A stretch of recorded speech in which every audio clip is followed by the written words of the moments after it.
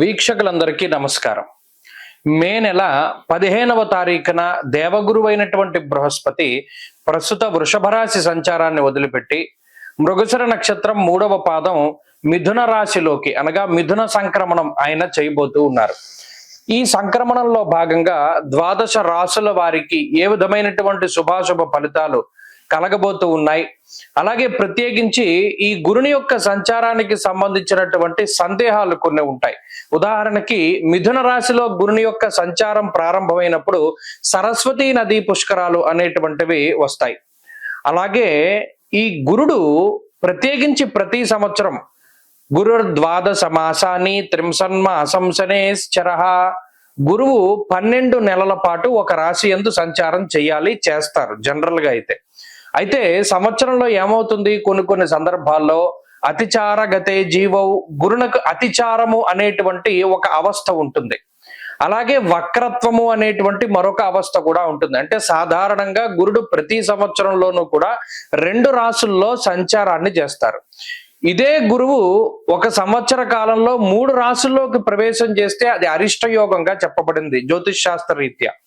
సాధారణంగా ఏమవుతుంది అంటే ఒక 9 నెలల పాటు రాశిలో ఉండి ముందు రాశిలోకి వెళ్ళి వక్రించి మళ్ళా వెనక్కి వస్తూ ఉంటారు. కానీ ఇక్కడ గురుని యొక్క ఫలితాలు చెప్పేటప్పుడు ఏం చెప్తాము, సంవత్సర కాలం పాటు ఈ ఫలితమే ఉంటుంది అని చెప్తాం.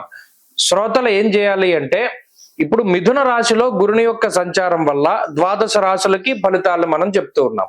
మధ్యలో అక్టోబర్ నెలలో గురుడు పునర్వసు 4వ పాదంలోకి వెళతారంటే కర్కాటక రాశిలోకి వెళ్ళి మళ్ళా డిసెంబర్ నెలలో మిథున రాశిలోకి వస్తారంటే మరలా బ్యాక్ వస్తారు.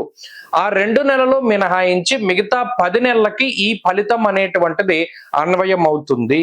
కాబట్టి ఆల్మోస్ట్ సంవత్సరం పాటు కూడా గురుడిచ్చేటువంటి ఫలితాలు ఏ విధంగా ఉన్నాయనేటువంటి విషయాన్ని మనం చాలా క్లుప్తంగా ఈ వీడియో ద్వారా తెలుసుకొనవచ్చును. అలాగే గురుని యొక్క కారకత్వాలు కొన్ని ఉంటాయి. యజన కీర్తి గృహ కాంచన పుత్ర వస్త్ర అశ్వాది కారకో గురు. దేవగురువైన బృహస్పతి సంతానానికి కారకుడు, వాహనానికి కారకులు ఆయన. అలాగే గృహానికి భూమికి సంబంధించినటువంటి కట్టుబడులకి వాటికి కూడా కారకులు, యజ్ఞయాగాది క్రతువులకి కారకులు, తీర్థయాత్రలకి దైవ దర్శనాలకి వీటికి కారకులు.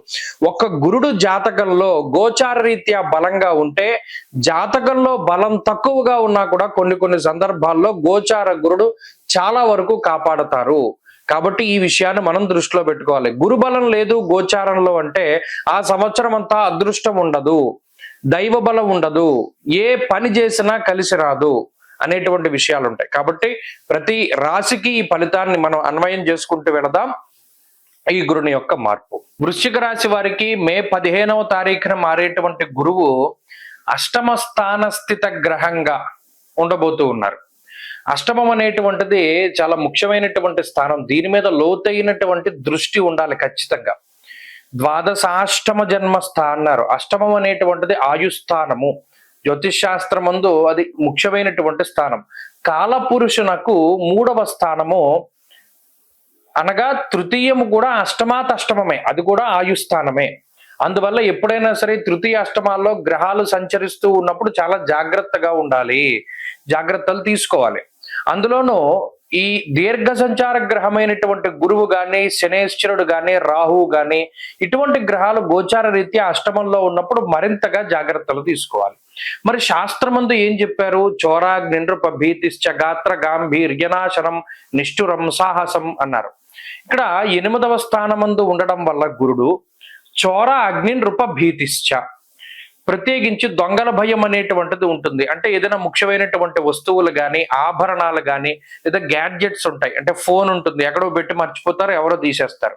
లేదా వెళుతుంటే ఫోన్ జారిపోయి పడిపోతుంది, లేదా కావాలని ఎవరైనా దొంగతనం చేస్తారు. ట్రైన్లో వెళుతూ మాట్లాడుతూ ఉంటే ఎవడో దొబ్బేస్తాడు. ఇలా మన ముఖ్యమైన ల్యాప్టాప్లు, ఫోన్లు, వాచ్లు, ఇలా ఈ ఎలక్ట్రానిక్ గ్యాడ్జెట్స్ దగ్గర నుండి బంగారు వస్తువుల వరకు, లేదా ఇంట్లో ముఖ్యమైనటువంటి వస్తువులు, పత్రాలు, డాక్యుమెంట్ల వరకు కూడా ఏదైనా సరే దొంగతనం చేయడానికి ఇతరులకి అవకాశాన్ని గురుడు కల్పించబోతూ ఉన్నారు. అయితే మనం ఏం చేయాలి, జాగ్రత్త పడాలి. ప్రతి చిన్న విషయం పట్ల బంగారం ఉంటుంది. అష్టమంలో గురుడు ఉన్నప్పుడు సాధారణంగా జరిగేటువంటిది ఏంటి అంటే ఆ వేలుకున్న ఉంగరం జారిపోతుంది, చెవికి పెట్టుకున్నటువంటివి జారిపోతాయి, లేదా గొలుసు జారిపోయి పడిపోతుంది. ఇలా బంగారపు ఆభరణాలని జారవిడుచుకోవడం, లేదా వాటిని ఎవరైనా తస్కరించడం, ఇటువంటివి ఎక్కువగా జరుగుతూ ఉంటాయి. వాటి పట్ల చాలా జాగ్రత్తగా ఉండాలి. ఇది ఒకటి. రెండవది ఉన్నతాధికారులతోటి సమస్య, ప్రభుత్వాధికారులతోటి సమస్య, న్యాయపరమైనటువంటి చిక్కులు, ఇటువంటి వాటికి కూడా ఎక్కువ అవకాశాన్ని కల్పిస్తారు. అష్టమంలో గనక ఎప్పుడైతే పాపగ్రహ సంపత్తి ఉంటుందో జ్యోతిష్ శాస్త్రమందు జైలు జీవితం గడపడానికి అవకాశం ఉంటుంది అని కొన్ని గ్రంథాల్లో ఉటంకరించడం జరిగింది. ఇక్కడ నృపభీతిశ్చ అంటే రాజు వల్ల ఇబ్బంది అంటే అది కారాగార వాసం కూడా అయి ఉండొచ్చు అనేటువంటి విషయాన్ని కూడా మనం దృష్టిలో పెట్టుకోవాలి. అయితే ఇది భయపెట్టడానికి మాత్రం కాదు, జాగ్రత్తలు తీసుకోవడానికి. ఏదైనా కోర్టు కేసులు, వ్యవహారాలు ఇవి నడుస్తూ ఉన్నప్పుడు, అష్టమంలో గురుడు సంచరిస్తూ ఉన్నప్పుడు అతి జాగ్రత్తగా ఉండాలి. అలాగే పై అధికారులతోటి ఇబ్బంది వస్తుంది, ప్రభుత్వాధికారులతోటి న్యాయ సంబంధమైనటువంటి చికాకులకి అవకాశం ఉంటుంది. ఇది రెండు. అగ్నిహి అన్నారు. అగ్ని సంబంధమైనటువంటివి, ఎందుకు కరెంట్ షాక్ కొడుతూ ఉండడం, ఏదైనా కాలిన గాయాలు, కోసుకున్నటువంటి గాయాలు, ఇవి ఎక్కువగా ఉంటూ ఉంటాయి. అలాగే గాత్ర గాంభీర్య నాశనం. ఇంకా ముఖ్యమైనటువంటి విషయం ఏం చేస్తారంటే గురుడు గంభీర్యాన్ని తగ్గించేస్తారు.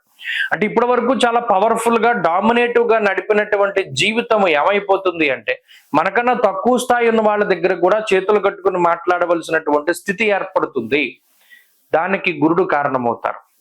కోపం పెరిగిపోతూ ఉంటుంది. మనకి ఎప్పుడైనా అవకాశం రాకపోతుందా, మనం వీడి పని చెప్పకపోతామా అనేటువంటి విధంగా ఒక రకమైనటువంటి ఉద్రేకం పెరిగిపోతూ ఉంటుంది. వీటన్నిటికీ గురుడు కారణమవుతారు. కాబట్టి అష్టమంలో గురువు యొక్క సంచారం జరుగుతూ ఉన్నప్పుడు ఆరోగ్యపరంగా జాగ్రత్తలు తీసుకోవాలి, ఆర్థికంగా జాగ్రత్త పడాలి, ఎక్కడా కూడా అనవసరంగా పెట్టుబడులు పెట్టకూడదు, ఎవరిని నమ్మి డబ్బు అప్పివ్వకూడదు, ఎక్కడ ఎవరికి షూరిటీ సంతకాలు పెట్టకూడదు. ఎప్పుడైనా పెట్టుబడి పెట్టేటప్పుడు అది లాంగ్ టర్మ్ ఇన్వెస్ట్మెంట్లు అయితేనే పెట్టాలి. షార్ట్ టర్మ్ లో స్టాక్ మార్కెట్లో, జోదంలో, స్పెక్యులేషన్ లో ధనం పెట్టకూడదు, వాటిని కోల్పోయే ప్రమాదం ఉంటుంది. భూపరమైనటువంటి గృహ అమ్మకాలు, కొనుగోలు లాంటి లావాదేవీలు కొంత దూరం జరగడానికి, కొంత డిలే అవ్వడానికి అవకాశం ఉంటుంది. వీటి పరంగా జాగ్రత్తలు తీసుకోవాలి. బరువు పెరగడానికి అవకాశం ఉంటుంది. అలాగే దీర్ఘకాలిక అనారోగ్య సమస్యలు, చర్మ సంబంధ సమస్యలు, లేదా దీర్ఘకాలిక అనారోగ్య సమస్యలు, వంశపారంపర్యంగా వచ్చేటువంటి అనారోగ్య సమస్యలు బాధించడానికి అవకాశం ఉంటుంది. జాగ్రత్తలు వహించాలి. మరి దీని నుండి బయటపడాలంటే ఏం చేయాలండి? గురువు యొక్క బలాన్ని మనం పెంచుకోవడానికి ఏం చేయాలండి అంటే ఈ గురువారం నాడు గురువుకి జపం చేయించుకోవాలి. 16,000 జప సంఖ్య. జపం అంటే మళ్ళా బీజాలతో చేసేస్తున్నారు కాదు. బృహస్పతి అతయదర్యో అర్హ జమద్విభాతి మంత్రం ఉంటుంది. వేదంలో చెప్పినటువంటి ఆ మంత్రాన్ని 16,000 జపం చేసి దానం ఇవ్వాలి. శనగలు, పసుపు రంగు పళ్ళు, పసుపు రంగు వస్త్రము, ఇవి అలా దానం చేయాలి. లేని పక్షంలో దక్షిణామూర్తి స్తోత్రము, దత్తాత్రేయ స్వామి వారి యొక్క ఆరాధన ఎక్కువగా చేయాలి. పసుపు రంగు వస్త్రాలకి దూరంగా ఉండాలి. అలాగే శనగలు దానం చేయడము, పసుపు రంగు పళ్ళు దానం చేయడం, ఇటువంటి వాటి ద్వారా కూడా గురుబలాన్ని పెంచుకునేటువంటి పరిస్థితులు ఉంటాయి. స్వస్తి.